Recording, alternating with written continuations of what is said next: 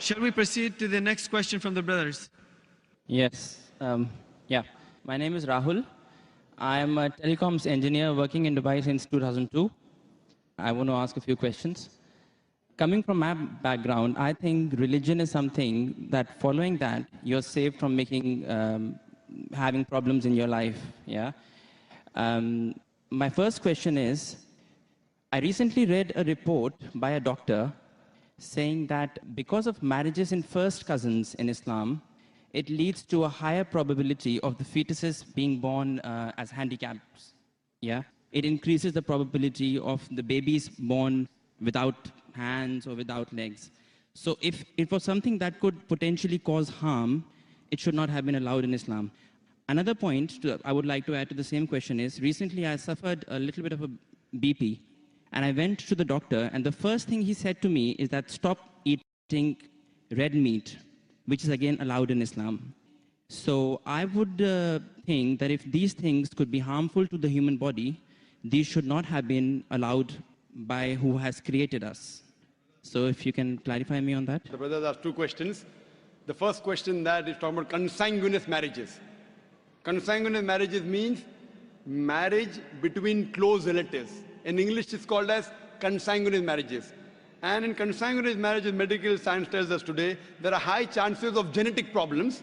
And I do agree with the brother. Yes. So why does Islam permit that? Yes. It's clearly mentioned in the Quran in Surah Nisa, chapter number 4, verse number 22 to 24, the woman who you can marry and the woman who cannot marry is mentioned there. Amongst them, it's clearly mentioned you cannot marry your sister and a lady cannot marry the brother. It's mentioned. Neither the father, neither the mother. You cannot marry the brother of your father, the ladies, and you cannot marry the sister of your father. That means the important close relatives are mentioned in the Quran. Brother, sister cannot marry, son and mother, father and daughter, paternal uncle, maternal uncle can't marry. But as far as first cousins are concerned, Islam does give permission. Now, as far as consanguineous marriages are concerned, the maximum problem comes when you marry your direct blood brother and sister. Consanguineous marriage. Even if you marry your direct father, daughter, mother and son, or your uncle, the chances are also there if you marry your first cousin, but it's negligible, very negligible. So no, Islam... That's not what the report said. The report said that because of marriages in first cousins, not your brothers and sisters, it leads to this problem. And it was from a doctor. It was published in Gulf News as well, actually. Brother, let me complete. Even I am a doctor. Ah, okay. Fine. Even I am a medical doctor. Yeah. It means medical doctor with that doctor. Yeah. The chances in direct relatives are very high. Yeah. If a sister and brother marry, the chances are very high. Yeah. If a father and daughter are very high. You have read only one report, you haven't read the other report. Yeah. So you only read Gulf News, I read medical books. So Gulf News is better or medical books is, brother? Right, so your point is marrying in first cousins, the chances of getting problem is negligible. As compared to brother and sister. As compared to. But still there is a... Brother, will you let me complete my answer? Or? Sorry, yeah, please. So you have more faith in Gulf News? No, not really. I'm here to find the truth. That's right. So what do you realize? That consanguineous marriage, and I agreed with you. I didn't say it's not there. Yeah. So I'm not trying to beat around the bush. But compared, it is negligible compared to direct blood brother and sister. Now, I do agree that there are medical genetic problems in various ways. But this report is there when you have continuously generation after generation.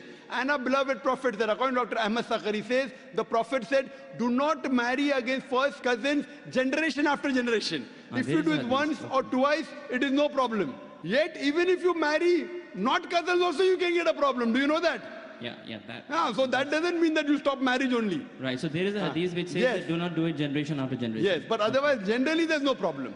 Right. Fine. Okay. So coming to your second question. Yeah. You went to a doctor and you said you had high BP. Yes. Doctor said you have red meat. Yes. So why does Islam allow red meat? Yes. You know, my friend went to a doctor and doctor said you have diabetes, don't have sugar. Brother, why do you have sugar? Right. Why? Don't have sugar. My friend went to a doctor, doctor said you have diabetes, don't have sugar. Brother, do you have sugar? Yes, of course. Why you have sugar? Stop having sugar. Yeah, well, we can live on vegetables, easily possible. Can you live without having sugar? can you live without having sugar? Even vegetarians have sugar, brother. Yeah. Are you educated? Yeah. MashaAllah. The problem is that person had a problem with his pancreas. Yeah. In the pancreas, there are islets of Langerhans which break down the sugar. Because my friend had a problem in the pancreas, he could not break down the sugar. Therefore, the doctor said, don't have sugar. Right. If you have some problem of red meat, you should not have red meat. Others can have red meat. Right. The Quran says, a general statement Quran says, eat what is halal and tayyib for you.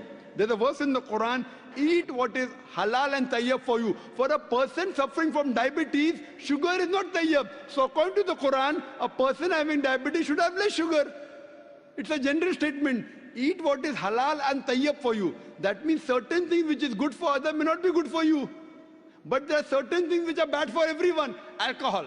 Alcohol is bad for everyone. It is prohibited for everyone. Pork is bad for everyone. Therefore, pork has been prohibited for everyone.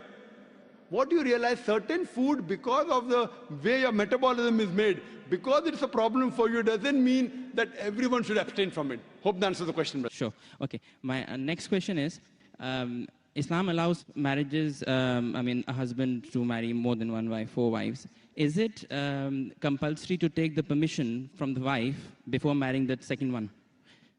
Because a lot of Muslim girls have told me that, they have to take permission from the first wife, so our interests are taken care of. I hope you don't intend to become Muslim and marry more than one wife, huh? No, I don't.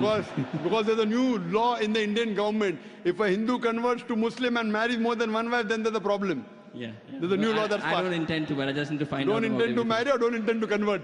I won't answer that now. There was the question that is it compulsory that a husband should take the permission of his first wife before he marries the second wife?